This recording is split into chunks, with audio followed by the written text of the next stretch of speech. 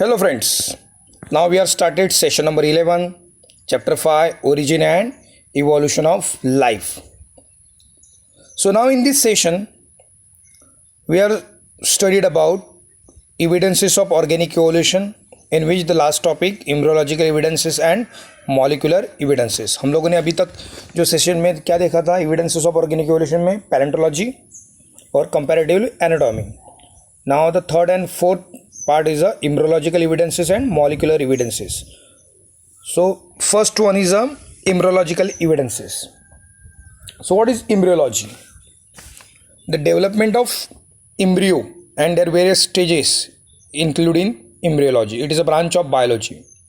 So embryology is a branch of biology in which we are studying the analysis of embryo and their various stages. It's called as a embryology.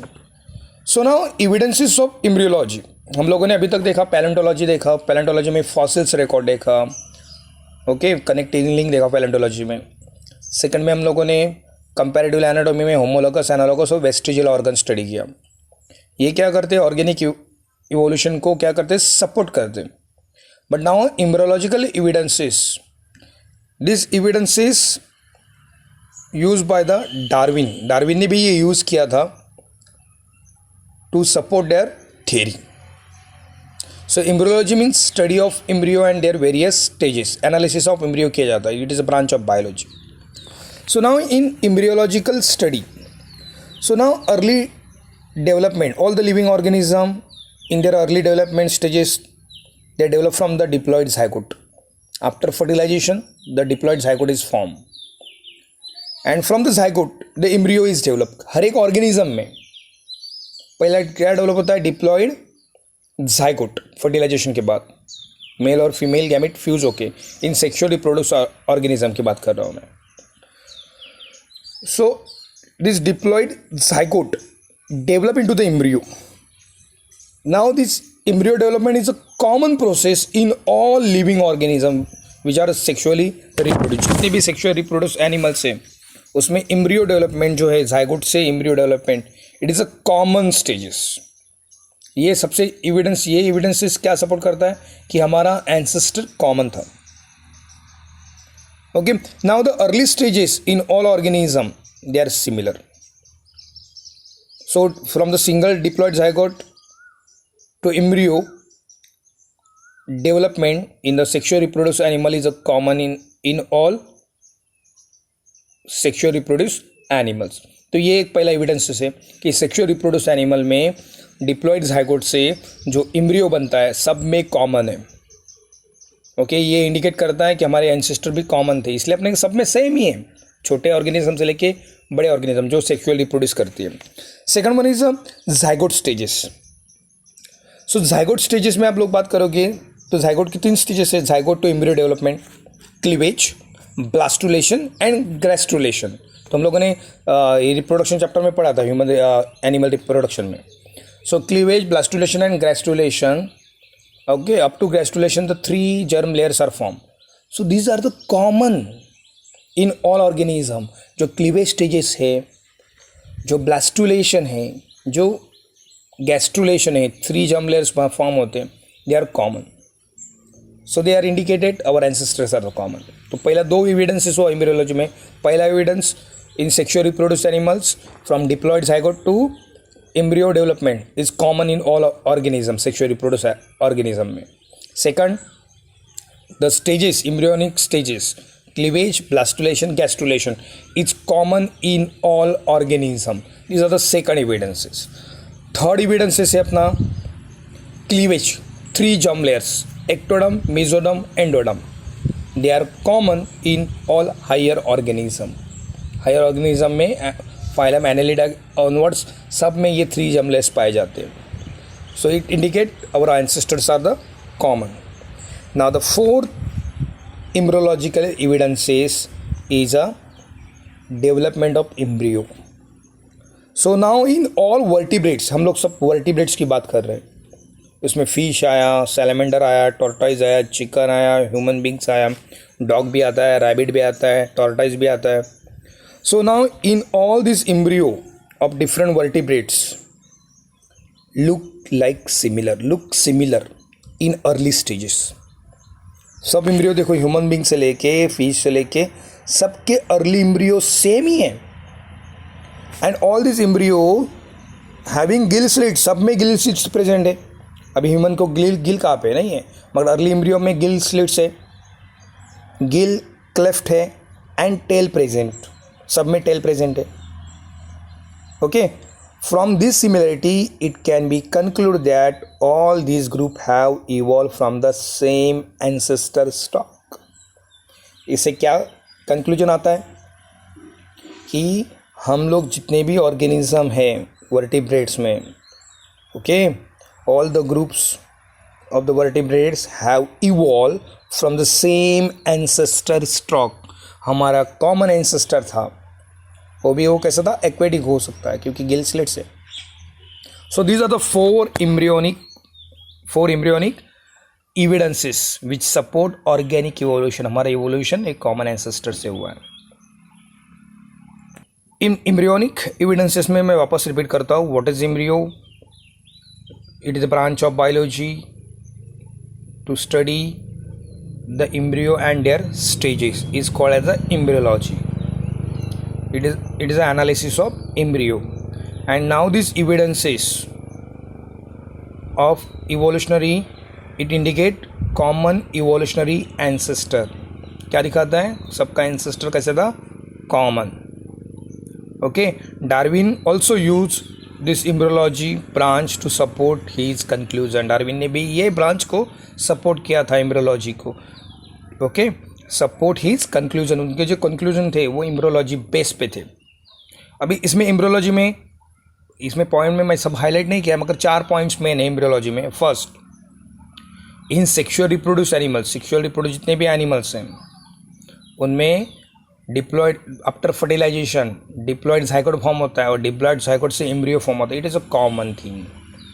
ये indicate करता है अपने ancestor common थे, इसलिए सब में same ही है.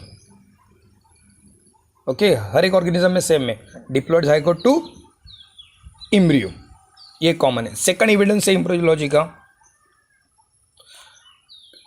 Embryo development stages, cleavage, blastulation, gastrulation. These are the common stage, सब ऑर्गेनिज्म में पाया जाता है. ये कॉमन ये क्या है, एक कॉमन एविडेंसेस. ये भी इंडिकेट करता है अपना एंसेस्टर कॉमन था.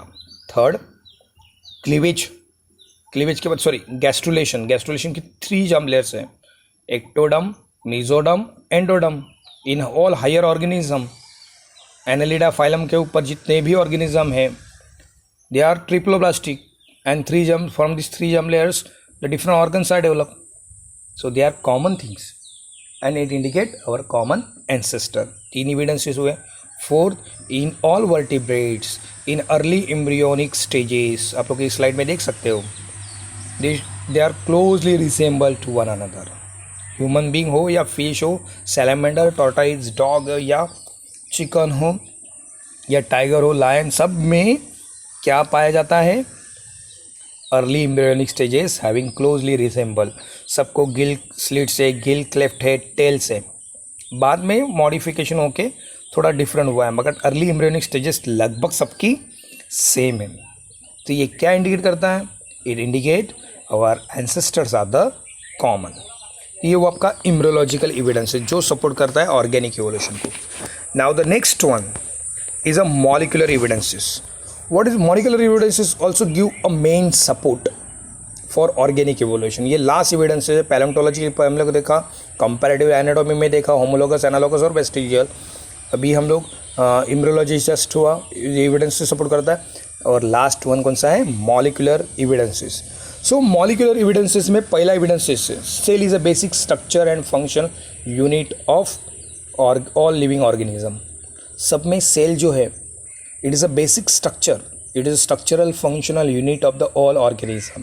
तो ये एक एविडेंस है, सब में सेल कॉमन है, सब में cell structure, it is a basic cell structure जो है, okay, it is functional structure and functional unit of life. ये पहला एविडेंस है.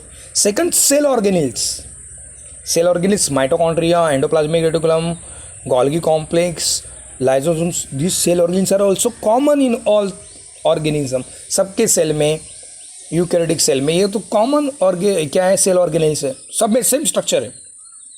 तो ये एविडेंसेस भी सपोर्ट करता है कि हमारे एंसेस्टर्स आर कॉमन। पहला एविडेंस सेल, सेल जो structural function unit of life है वो सब में है, ये इंडिकेट करता है और ancestors are common. Second evidence is cell organelles, mitochondria, Golgi complex, endoplasmic reticulum, ribosome, they are similar in all cells, सब में है ना, ह्यूमन बींग्स में हो या छोटे चूहे में हो या छोटे बैक्टीरिया में हो, this bacteria means eukaryotic organism में हो, सब में सेम और सेल ऑर्गेनेल्स है, ये इंडिकेट करता है our ancestors are the common. Next protein and gene, protein and gene performance, जो जीन स्ट्रक्चर है, प्रोटीन स्ट्रक्चर है, they are common in all organism, सब में एमिनो एसिड जो है प्रोटीन सिंथेसिस के लिए लगते हैं, genetic codes are similar, genetic code similar है, प्रोटीन स्ट्रक्चर सिमिलर है, जीन स्ट्रक्चर सिमिलर है, and they coded same protein gene structure, so they indicate our ancestors are common. ये कॉमन कैसे होगा, सोचो ना यार, डीएनए सब में कॉमन है, डीएनए का न्यूक्लियोटाइड के सीक्वेंस में सिर्फ बेस पेयर में फ़र्क है, मगर स्ट्रक्चर तो सेम है, the structure is the same, so ये क्या इंडिकेट करता है, our ancestors are the common. Okay, catabolic process, anabolic process, catabolic process में respiration process, it is common in all organism, so ATP is used as a energy sources, ATP used as a energy sources, and this ATP is a energy source present in all organism, it indicate our ancestors are common। means molecular जो evidences है, DNA से लेके, cell से लेके, cell organelle से लेके, gene structure से लेके, प्रोटीन स्ट्रक्चर से लेके, कैटाबोलिक प्रोसेस से, रेस्पिरेशन से, बहुत सारे कैटाबोलिक प्रोसेस से, fat metabolism, protein synthesis, they are common in all organism, जितने भी यूकैरियोटिक ऑर्गेनिज्म है सब में कॉमन है, सब में स्ट्रक्चर सेम है। ओके, ये इंडिकेट क्या करता है, सब में सिमिलर है, डीएनए सिर्फ सीक्वेंस का फर्क है, नंबर, मगर स्ट्रक्चर तो सेम है, सब में वही जीन्स है। So all this molecular evidences support that our ancestors are the common.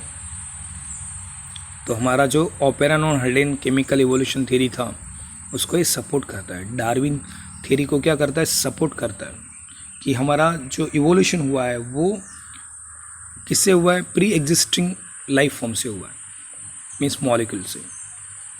So it support the evidences of organic evolution. Organic evolution अपना स्टेप वाइज स्लोली हो चुका है। ओके, तो ये वो आपका मॉलिक्यूलर एविडेंस। मॉलिक्यूलर एविडेंस में देखो, cell is a structural functional unit of the all living organism, similarity in protein and genetic material perform similar function amongst diverse organism which evidences of common ancestors. सब diverse organism में same है, protein structure, genetic material, DNA. Okay, basic metabolic activity है, catabolic respiration, fat metabolism, protein synthesis, they are similar. ATP is a energy source, they are common in all living organism. सो हम लोग organism की बात करें, यहाँ पे देखो molecular evidences क्या सपोर्ट करता है, चिंपांजी में और हमारे में 99.5 जीन सिमिलर है, 99.5। माउस और हमारे में कितना फर्क है, 88% जीन दोनों के सेम है। आप लोग चिकन खाते हो तो चिकन में और हमारे में 75% जीन सेम है।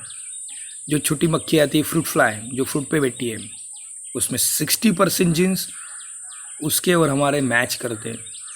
तो ये क्या एविडेंसेस है, ये क्या सपोर्ट करते हैं कि our ancestors are the common, our ancestors are the common. ये जीन का कंजर्वेशन है, chimpanzee, mouse, chicken, fruit fly.